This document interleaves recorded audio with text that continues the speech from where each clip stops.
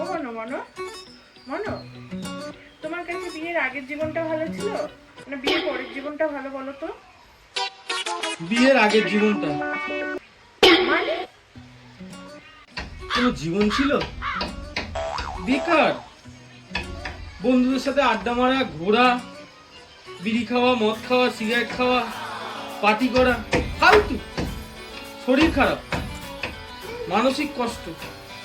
এই যে এখন কত সুন্দর একসাথে রয়েছি, শাড়ি গোছাচ্ছি, ঘর মুছছি, বাসন মাজছি, আনন্দে রয়েছি।